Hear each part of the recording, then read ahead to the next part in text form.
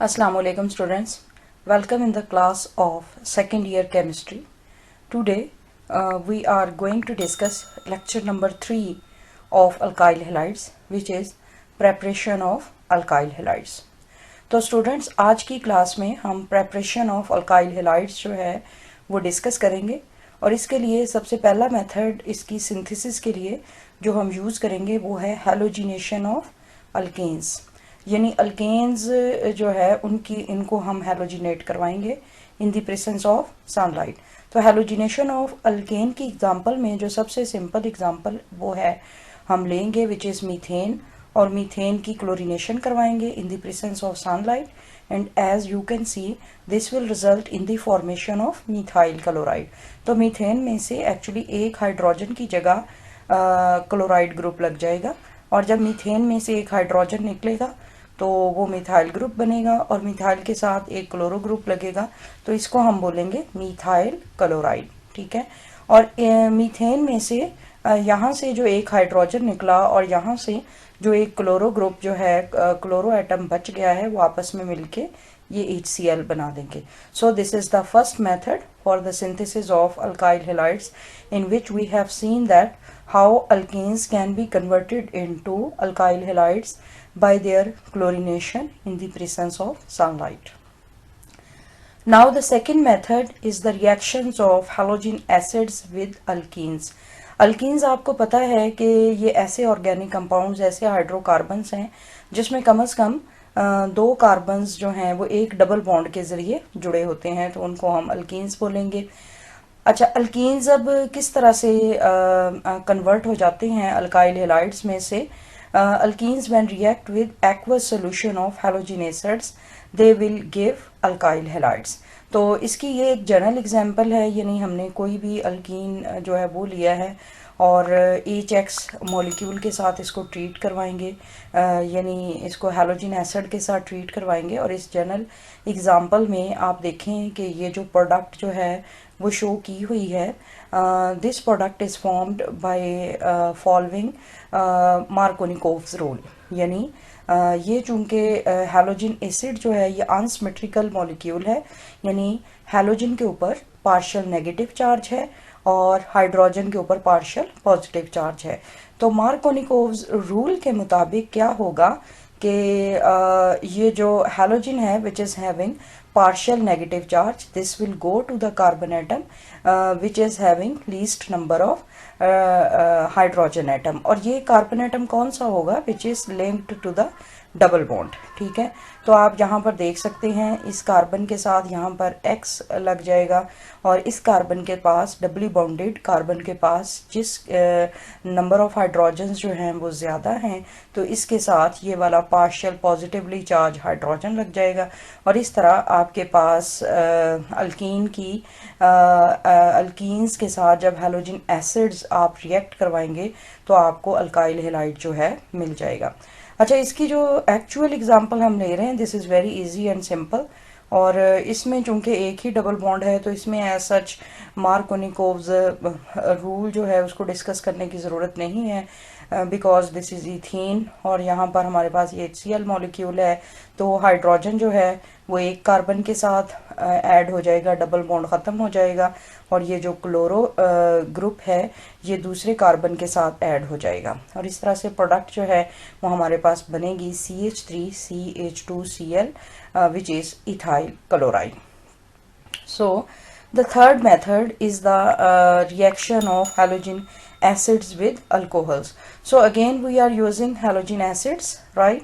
But now they will react with alcohols for the synthesis of alkyl halides. तो actually क्या होगा, इसके लिए रिएक्शन कंडीशंस क्या हैं? Alcohols react with halogen acids in presence of zinc chloride, और यहाँ पर ये जो जिंक क्लोराइड है it will act as a catalyst. तो ये हमारे पास इथाइल अल्कोहल है, it can be methyl alcohol, but anyways now we have ethyl alcohol. It will react with halogen acid in the presence of ZnCl2 as catalyst, and this will result in the production of ethyl halide plus water. अच्छा, अब ये किस तरह से होगा कि यहाँ से ये वाला हाइड्रोजन जो है इस ये वाला हैलोजन जो है वो इस हाइड्रोक्सिल ग्रुप की जगह लग जाएगा, और ये हाइड्रोक्सिल और ये वाला hydrogen they will combine and this will result in the production of water. जबकि जो हमारे पास प्रोडक्ट है original desired product, this will be ethyl halide.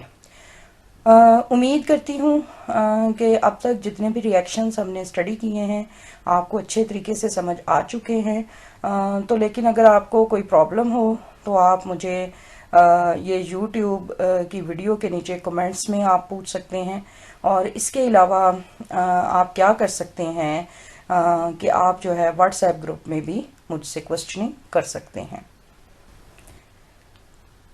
So this is the next slide, and in first in this slide we will discuss the method number 4 for the preparation of alkyl halide।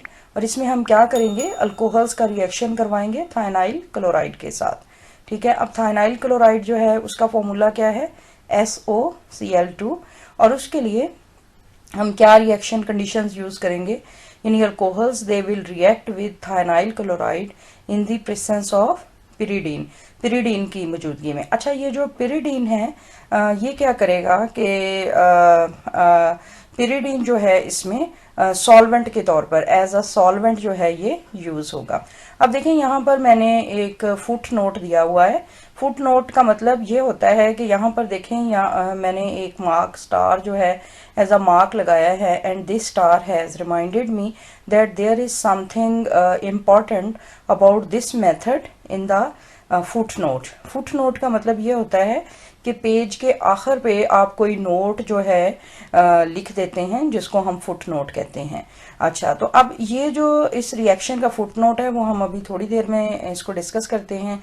अब alcohol जो है वो थायनाइल chloride के साथ pyridine जो कि solvent use होता है, यानी थायनाइल क्लोराइड को हम पिरिडीन में डिसॉल्व करेंगे और फिर ये रिएक्शन इसमें अल्कोहल के साथ इसको ट्रीट करवाएंगे, और इससे क्या है कि हमारे पास बनता है alkyl chloride which is alkyl halide. यहाँ से हम R लेंगे और यहाँ से एक Cl जो है वो ले लेंगे। ठीक है, तो ये अल्काइल क्लोराइड बन जाएगा, और फिर इसके बाद SO2 अगली प्रोडक्ट है, तो ये हमारे पास SO है और एक O जो है वो हम इधर से ले लेंगे, तो ये SO2 बन जाएगा।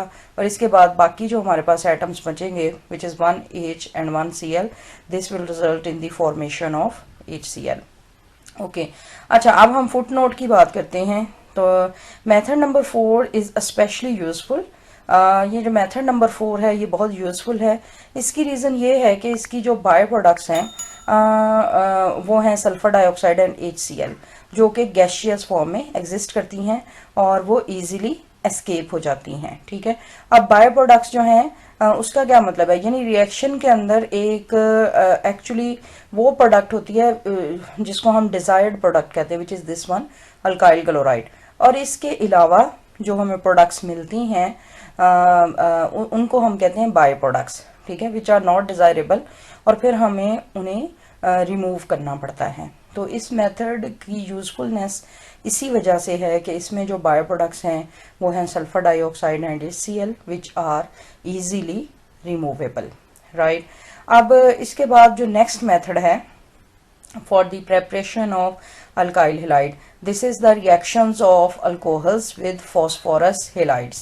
अब जो phosphorus halides हैं दो तरह के मतलब अल्कोहल्स को हम दो तरह के phosphorus halides से ट्रीट करवाएंगे with phosphorus trihalide। General formula is PX3। तो we will take 3 molecules of ethyl alcohol and we will treat it with phosphorus tribromide. Right, और इससे क्या होगा, 3 मॉलिक्यूल्स हमारे पास बनेंगे इथाइल ब्रोमाइड के, और जो बायो प्रोडक्ट इसमें फॉस्फोरिक एसिड की बनेगी which is H3 PO3. So you can balance this equation easily. अच्छा, जो दूसरा इसमें बी पार्ट है इस मेथड का वो है कि हम अल्कोहल्स को ट्रीट करवाएं with phosphorus pentahalide के साथ. So we will take one molecule of ethyl alcohol and we will treat it with PCl5 के साथ इसे ट्रीटमेंट देंगे, ठीक है. और इससे हमारे पास अगेन इथाइल क्लोराइड बनेगा. अगली प्रोडक्ट इसमें हमारे पास फॉस्फीन है, ये है फॉस्फो ऑक्सी ट्राइक्लोराइड POCl3, और फिर हमारे पास ये जो है ना वो HCl बन जाएगा. तो बाय प्रोडक्ट्स हैं POCl3 and HCl. These are the byproducts. तो इस इक्वेशन को भी आप इजीली बैलेंस कर सकते हैं, CH3 CH2, and we will take one atom of chloride from here and this will result in the production of ethyl chloride. बाकी जो प्रोडक्ट है POCl3, इसके लिए हम ये फॉस्फोरस यहाँ से लेंगे और ये वाला ऑक्सीजन और 3 क्लोरो एटम्स यहाँ से लेंगे, तो वो POCl3 बन जाएगा. अब यहाँ पर हमारे पास रिएक्टेंट्स में एक हाइड्रोजन और एक क्लोरो एटम बचा है, वो आपस में मिलके HCl बना देंगे, which I have given here. Right, so this was about the second slide. Now we will move towards next slide. Okay, so this is the last slide of today's lecture, and actually this method is also important, special one, and this we can use for the preparation of alkyl iodides. तो alkyl iodides जो हैं वो भी alkyl halides के under ही आते हैं. Difference ये है कि जो अल्काइल आयोडाइड्स हैं उनको हम जो है वो प्रिपेयर नहीं कर सकते by direct iodination of alkanes. तो जैसा कि मेथड नंबर 1 में हमने देखा कि मिथाइल क्लोराइड को हमने प्रिपेयर किया by direct chlorination of methane, लेकिन अगर हम मिथाइल आयोडाइड बनाना चाहेंगे तो उसकी अगर हम डायरेक्ट आयोडीनेशन करवाएं मीथेन की तो वो नहीं बन पाएगा. इसलिए इस मेथड को हम यूज़ करते हैं. इसमें हम क्या करते हैं कि जो हमारे पास अल्काइल क्लोराइड यानी पहले से बना हुआ अल्काइल क्लोराइड होता है या फिर अल्काइल ब्रोमाइड, उसको पहले हम सोडियम आयोडाइड के साथ ट्रीट करते हैं. उससे क्या होगा कि ये हमारे पास फॉर एग्जांपल अल्काइल क्लोराइड है, उसको हम सोडियम आयोडाइड के साथ ट्रीट करवाएंगे. अब ये सोडियम आयोडाइड में मौजूद ये जो आयोडाइड है ये इस क्लोराइड को यहाँ से रिप्लेस कर देगा और ये अल्काइल आयोडाइड बन जाएगा, और दूसरा हमारे पास ये सॉल्ट ऑब्टेन्ड होगा विच इज़ सोडियम क्लोराइड. इसी तरह if we have alkyl bromide तो उसमें क्या होगा कि यहाँ पर जो सोडियम आयोडाइड है इसमें ये आयोडाइड इस ब्रोमाइड की जगह लग जाएगा और हमारे पास अल्काइल आयोडाइड बन जाएगा, और सोडियम और ब्रोमाइड ये आपस में मिलके सॉल्ट बना देंगे which is sodium bromide. So this method is particularly useful for the preparation of alkyl iodides because we cannot directly prepare alkyl iodides by the iodination of alkanes. Okay, fine. So again we have homework. Okay, hope you people have enjoyed this lecture, and the homework is you have to open chapter number 10 and from chapter number 10 from exercise question number 4. So you have to do this question, और फिर ये question solve करने के बाद आप WhatsApp group में मेरे साथ शेयर करें अपने काम को. Thank you very much students. This was all about today's lecture, and we will meet inshallah with an other topic in the next lecture. Till then, Allah Hafiz.